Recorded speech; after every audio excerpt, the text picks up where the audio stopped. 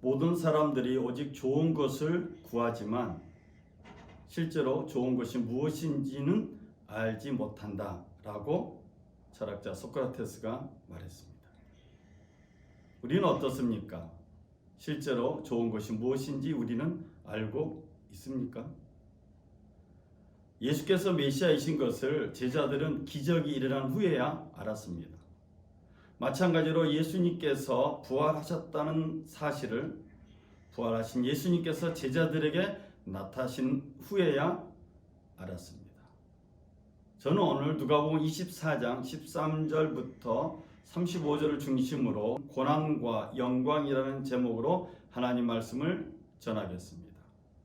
첫 번째로 예수님의 고난과 예수님의 영광은 예수께서 그리스도이시다는 것, 예수님 메시아라는 사실을 우리로 하여금 믿게 하려는 하나님의 뜻이었습니다. 예루살렘에서 엠마오로 가고 있는 두 사람이 있었습니다. 이 두 사람은 예루살렘에서 일어난 일에 대해서 서로 대화를 나누었습니다. 예수님께서 십자가에 죽으시고 무덤에서 사라진 일에 대해서 서로 대화하며 걷고 있었습니다. 그때 예수님께서 이 두 사람에게 다가갔습니다. 그러나 그들의 눈이 가리어져서 예수님을 알아보지 못했습니다. 두 사람에게 예수님은 질문합니다. 무슨 일이냐? 그랬더니 이들이 말합니다. 나사렛 예수에게 일어난 일입니다. 그분은 하시는 일과 말씀에 능력이 있으신 분이었습니다. 하나님과 온 백성에게 축복받은 하나님의 사람이었고 예언자, 선지자였습니다. 그런데 대제사장들과 지도자들이 예수님을 넘겨주어 사형 선고받게 하였고 십자가에 못 박았습니다. 우리는 그분이야말로 이스라엘 구원하실 분이라는 희망을, 소망을 품고 있었습니다. 그 일이 있은 지 벌써 사흘째입니다. 그런데 우리 가운데 몇몇 여자들이 우리를 완전히 혼란에 빠뜨렸습니다. 오늘 일찍 여자들이 무덤에 갔는데 그분의 시신을 찾을 수 없었다고 합니다. 여자들이 돌아와서 하는 말이 자기들의 천사들의 환상을 보았는데 천사들이 말하기를 예수께서 살아계시다라고 했다는 것입니다. 그래서 우리 중 몇 사람이 예수님의 무덤에 가서 확인해 보았는데 여자들의 말대로 무덤은 비어 있었지만 예수님을 보지 못했습니다. 예수님은 이들에게 이렇게 말씀하십니다. 미련하고 선지자들의 말한 모든 것을 마음에 더디 믿는 자들이여, 그리스도가 이런 고난을 받고 자기의 영광에 들어가야 할 것이 아니냐 하시고 모세의 글로부터 시작해서 선지자의 글, 또 모든 성경에 쓰여 있는 예수님에 관한 것을 자세히 설명하셨습니다. 예루살렘에서 엠마오로 가는 이 두 사람은 예수님을 알아보지 못했습니다. 예수님과 동행하였지만 예수님을 알아보지 못했습니다. 뿐만 아니라 예수님께서 성경에 예수님에 관한 구절들을 짚어가면서 설명했지만 그들은 알아보지 못했습니다. 당신들은 머리가 둔하고 마음이 무딘 사람들이군요. 어째서 당신들은 예언자들이 말한 모든 것을 단순히 믿지 못합니까? 당신들은 이런 일이 일어나야 한다는 것과 메시아가 고난을 겪어서 자기 영광에 들어가야 한다는 것을 알지 못합니까? 여전히 예수님을 알아보지 못합니다. 이들은 날이 저물어서 음식 먹을 때 예수님께서 떡을 가지고 축복 기도하신 후에 그들에게 나눠 주었을 때야 예수님을 알아보았습니다. 누가복음 24장 31절의 성경은 말합니다. 그들의 눈이 밝아져 그인 줄, 예수인 줄 알아보더니 예수는 그들에게 보이지 아니하신지라. 오늘 우리의 모두의 눈이 밝아져서 예수를 그리스도로 또 메시아로 소망하는 그런 믿음이 생기길 주님의 이름으로 축원을 드립니다. 두 번째로 예수님의 고난과 예수님의 영광은 우리의 정체성을 깨닫게 합니다. 엠마오로 가는 길에서 예수님을 알게 된 두 사람은 이제 일어나서 예루살렘으로 돌아갑니다. 그리고 그곳에 있는 11 제자와 그들과 함께한 사람들이 모여 있는 곳에 가서 이렇게 고백을 합니다. 주께서 과연 살아나시고 시몬에게 보이셨다. 이 두 사람은 예수님의 부활을 고백하고 선포하는 삶으로 바뀌었습니다. 예수의 고난과 부활은 우리가 어떤 존재로 바뀌었는지를 깨닫게 합니다. 부활하신 예수님을 만난 베드로는 베드로전서 1장 17절 이하에 이렇게 우리에게 고백하고 증언하고 있습니다. 외모로 보시지 않고 각 사람의 행위대로 심판하신 그 하나님을 우리가 아버지라 부르게 되었다고 말합니다. 그러므로 지금부터의 우리의 삶은 하나님을 깊이 의식하면서 나아가는 여정이 되어야 한다는 뜻입니다. 예수의 부활을 경험한 베드로는 우리에게 이렇게 권면하고 있습니다.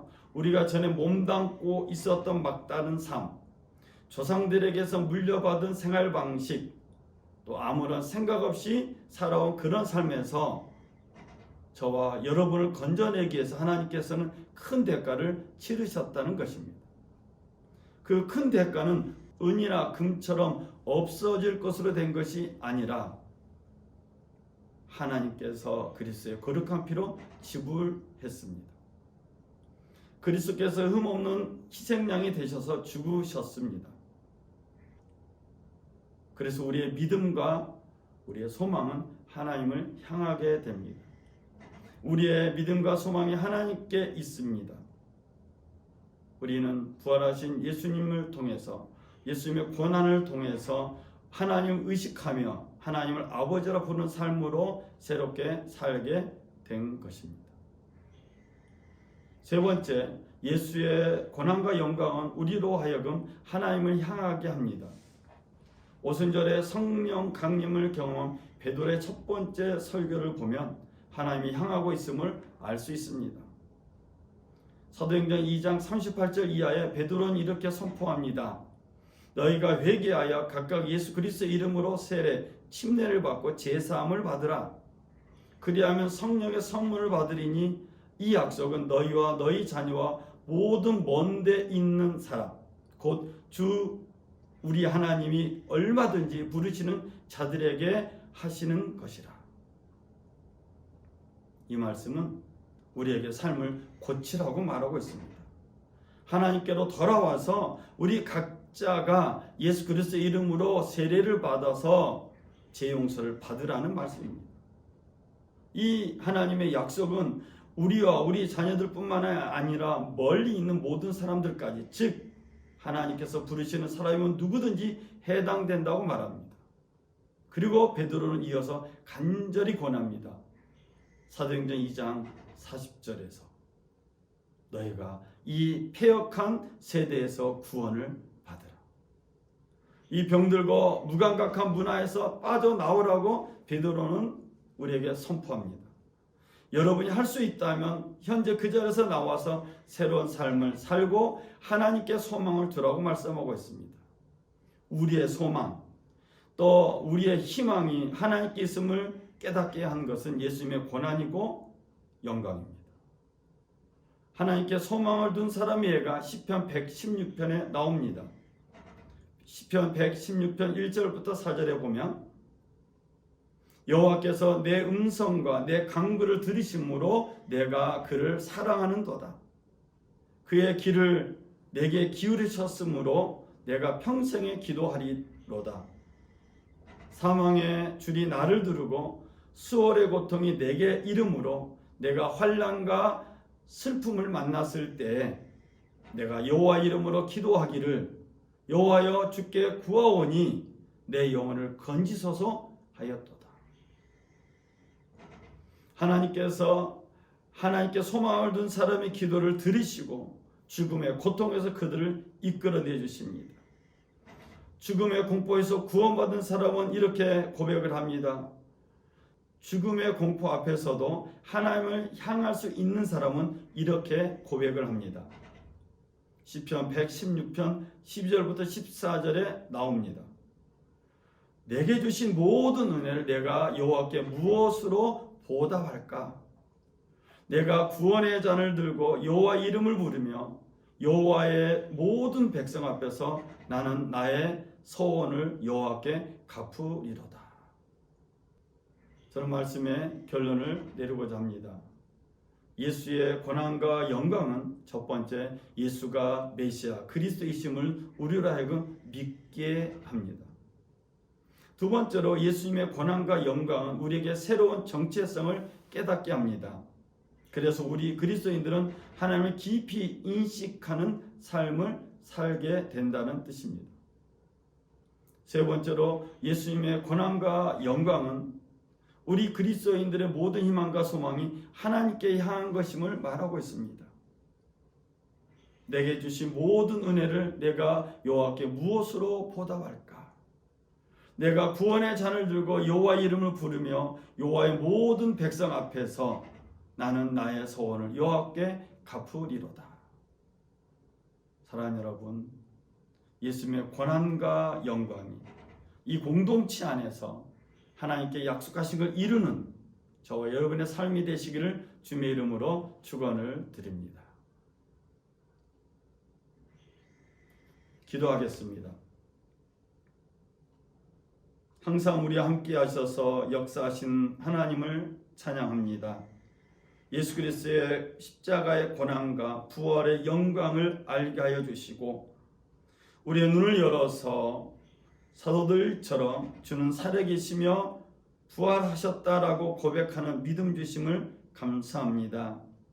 예수만이 그리스도이시고 죽음의 골짜기에서도 부르짖을 수 있는 이름임을 감사합니다. 그 예수 그리스도 이름으로 기도하며 나아가는 우리의 삶 가운데 하나님의 영광만 가득하게 하여 주시옵소서. 간절히 기도하기는 우리 평화의 공동체, 믿음의 공동체 모든 사람들이, 믿음의 가족들이 하나님께 약속하신 것을 이룰 뿐만 아니라 주께만 영광되는 복된 삶 되게 하여 주시옵소서. 오늘도 주의 은혜 감사해서 예배하는 모든 믿음의 가족들 위해 하나님의 평화 임하게 하여 주시고 날마다 새 은혜 가운데 기쁨으로 승리하며 살게 하여 주옵소서. 이전 것은 지나갔으니 보라 새 것이 되었도다. 하나님의 권세와 능력이 영상을 예배드리는 모든 믿음의 가족들에게 임하게 하여 주시옵소서. 우리 주 예수 그리스도 이름으로 기도드렸습니다. 아멘.